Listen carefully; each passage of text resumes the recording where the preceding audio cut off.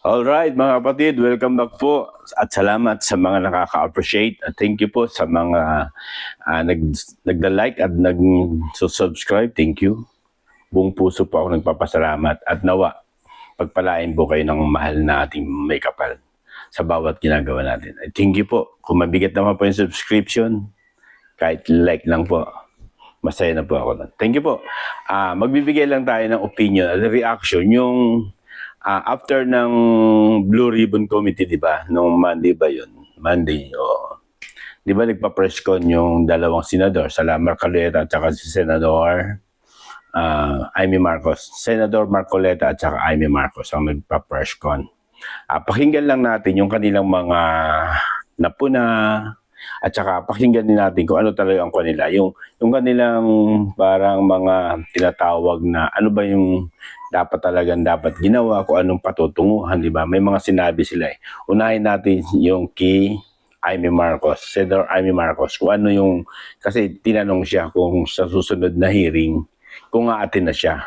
At handa naman daw tanggapin ng Blue Ribbon Chairman yung mga ebidensya, kung meron siyang mailalatag doon laban kay Speaker, di ba?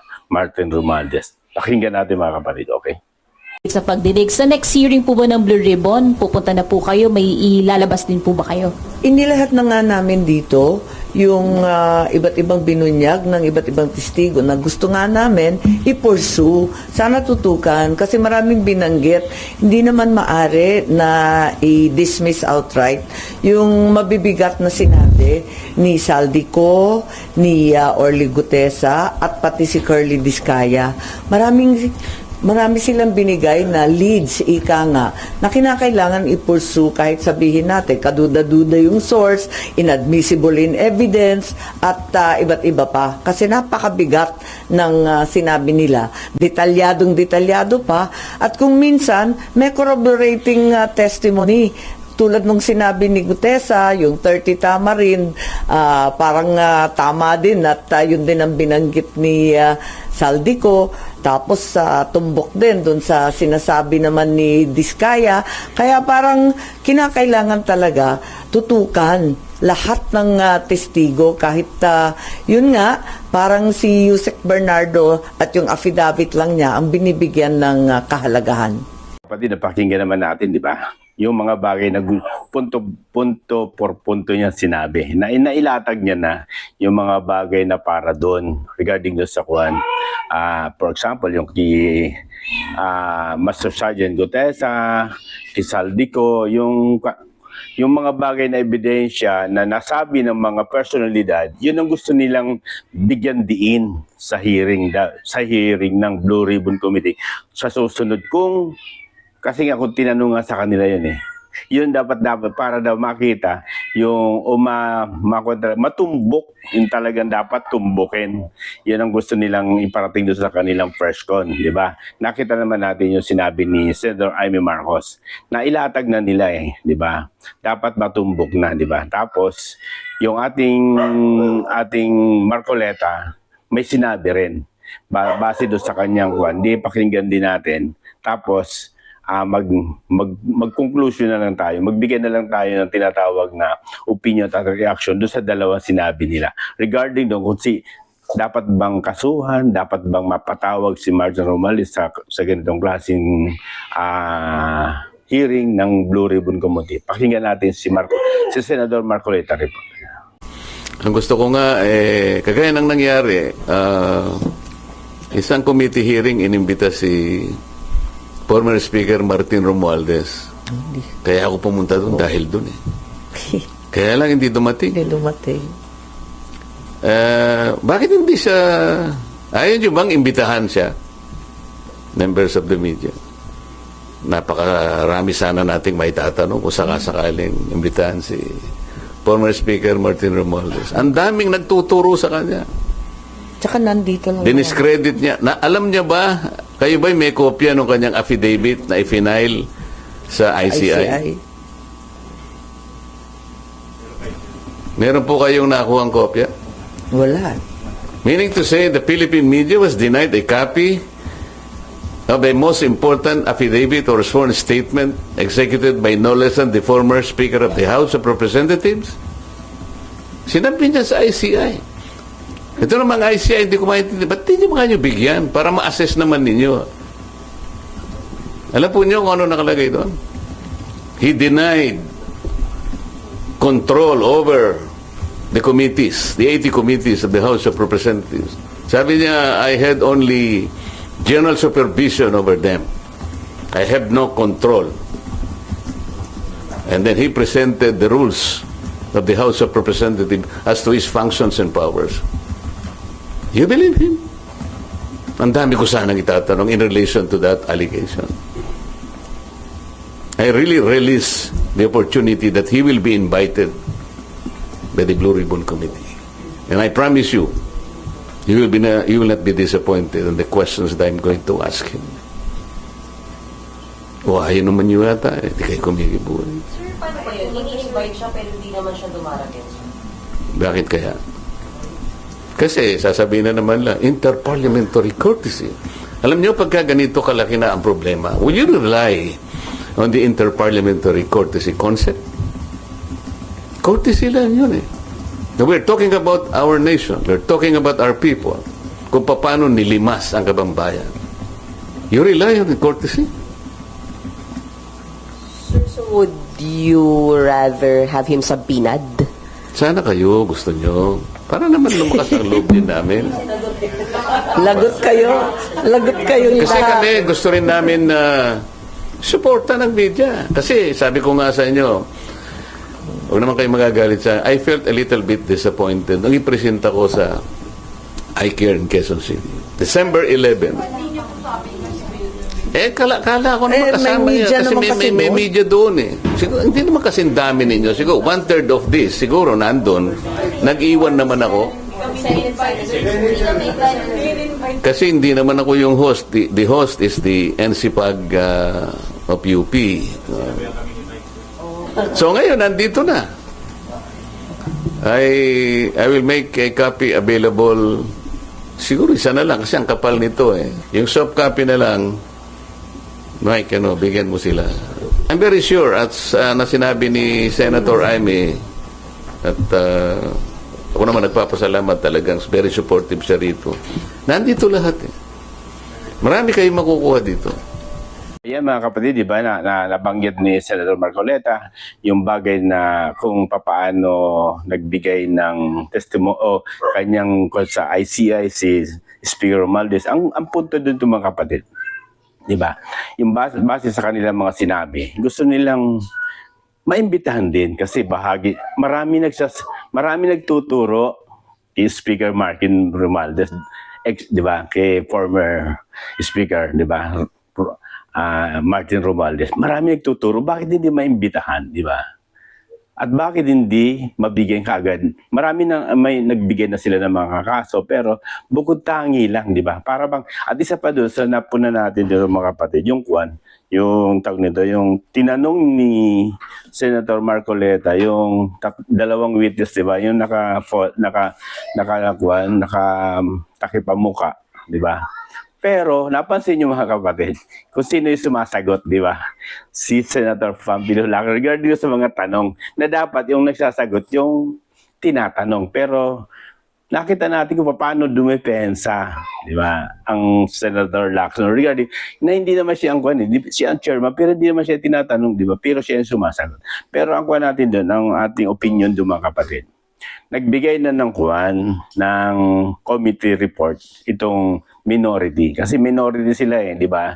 Sa Senator Marcoleta at saka sa Amy Marcos. 6 ang siyam na di ba? Yung pumirma dyan. Nagbigay sila ng rekomendasyon na dapat mapatawag o makasuhan si Martin Romualdez. Kasi marami nagtuturo. Pero anong sagot ni Senator Pambilo Lacson? Interview ni sa Salvation sa radio program nila, di ba, na hindi raw nirerespeto o ano pa man, igagalang niya para bang hindi nirerespeto yung kasi ang totoo magbibigay ng committee report di ba, yung chairman ng Blue Ribbon Committee, di ba? Yun naman talaga. Pero bakit nagbigay sila ng committee report yung minority? Siyempre siguro, bagamat wala siguro sa rules ng Senate yun, pero karapatan din sila na magbigay ng gano'n siguro, base sa kanilang kaalaman. Pero ito, pag hindi ito pinansin ng chairman ng Blue Ribbon Committee, kanya, magbabackfire sa kanya. Bakit? Siyempre, unang-una, gusto ng minority na kasuhan si Speaker Romualdez, di ba? Martin Romualdez kasuhan. Pero ayaw naman i-entertain ng Blue Ribbon Committee Chairman, di ba? Magbubumirang sa kanya yan. Siyempre, taong bayan, ganyan yan eh. Pero hindi naman natin masasabi na ganon. Pero yung paglilihis, yung pagtatanong na siya ang sumasagot, tapos yung ni minsan hindi mo man lang binigyan ng subpina o imbitasyon ang isang dating speaker, Martin Romualdez, di ba? Ang dami iniisip ng sambayan ng Pilipino kung bakit sa dami nagtuturo, Gutesa, Saldico, na talagang detalyado kung saan dinala yung pera, maleta, yung lokasyon, tapos yun din, yung napansin yung mga kapatid, yung dalawang witness na nakabili daw ng bagong bahay, di ba, biglang sumagot si Senator Pampilo Lacson regarding doon, di ba? Napansin niyo yun sa hearing ng Blue Ribbon Committee, di ba? Biglang sinabi ganito ang di ba? Masyadong halata doon sa part na yon, yung part na yung mga ganong depensa, na dapat yung nagsasalaysay, kasi pinapasalaysay niya yung dalawang babae, dapat pinatapos niya, pero hindi. Nung mabanggit yung bagong may-ari ng bahay na si Martin Romualdez, biglang pang, di ba? Parang ininterrupt niya, may sinabi ko sino-sino yung mga naunang nakabili. Di ba? Hindi na ngayon yung mga tao kasi mapagmasid na. Alam na ng mga tao at mga tambay na Pilipino kung pinagtatakpan mo o hindi. Kasi kung hindi mo nga yan, di ba, dapat binigyan mo siya ng pagkakataon na oras na sabihin yung hindi, ininterrupt na kagad. Tapos yung tinanong ni Marcoleta, Senator Marcoleta yung dalawa, at sumasagot si Pampilo.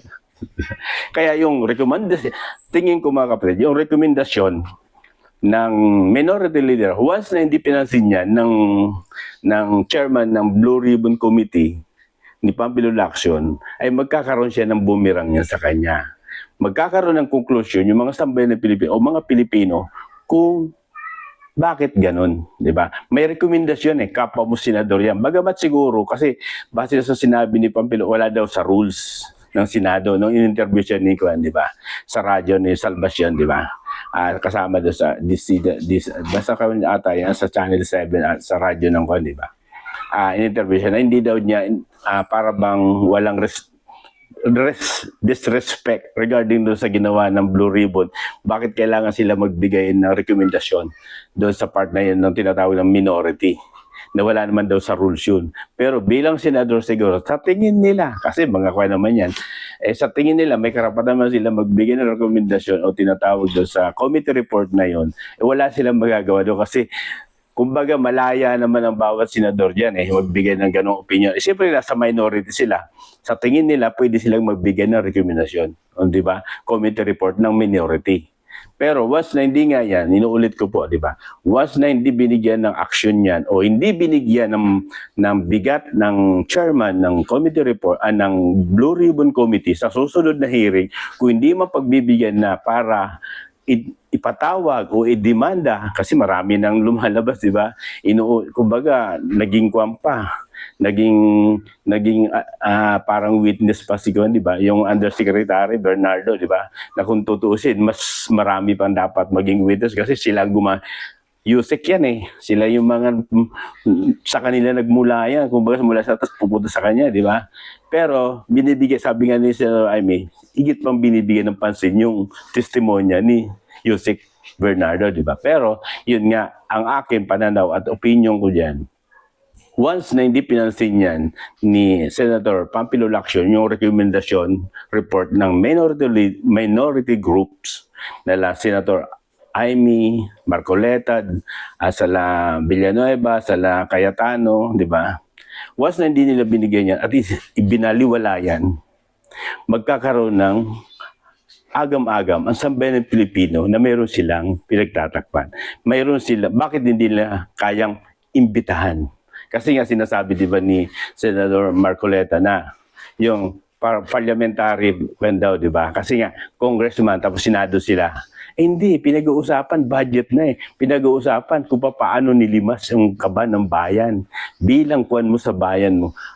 Ano ba naman yun? Kung yun may kortesiya doon sa dating speaker, imbitahan mo para sa bayan, para mabigyan ng linaw at para matanong siya. O ba't hindi nyo maimbitahan? O kanino sasabog, kanino puputok yan? Di ba sa inyo rin yan? Bakit? Hindi nyo maimbitahan eh.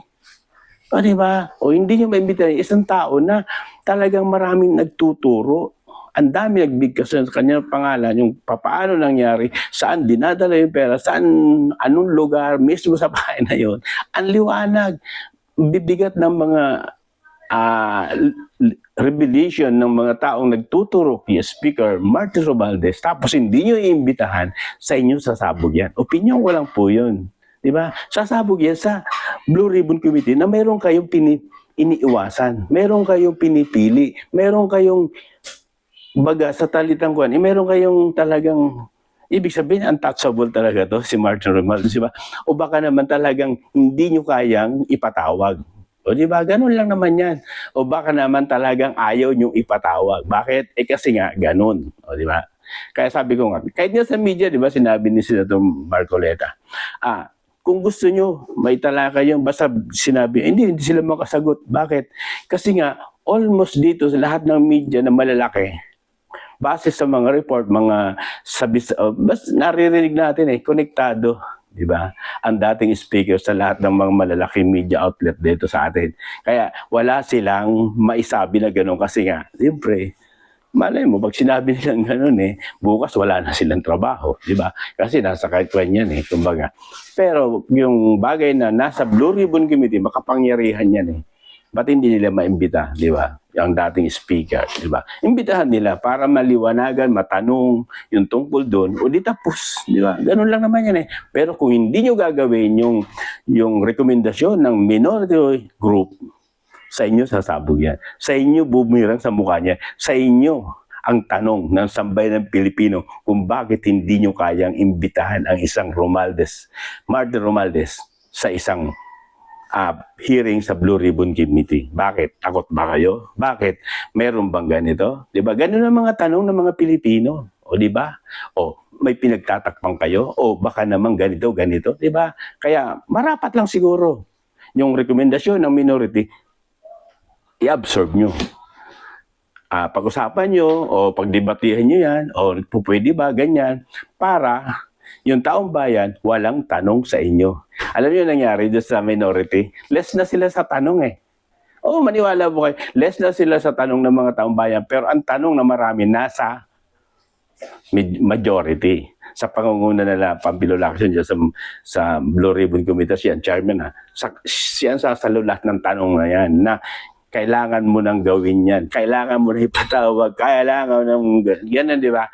Pero hindi na sa kanila, sa minority. Kasi nga, nagrekomenda sila nakasuhan o nagrekomenda sila na ipatawag. O kaya, yung kanila gusto nilang makasuhan, mabigyan ng kaso. Marapat lang na sumagot sila doon. Kaya ang ating opinion at reaction, i-absorb nyo yung rekomendasyon ng minority. Kung wala man sa rules yan, siguro bilang kasama sa Senado, nakikita naman nila na pwede naman sila magrekomenda. Di ba?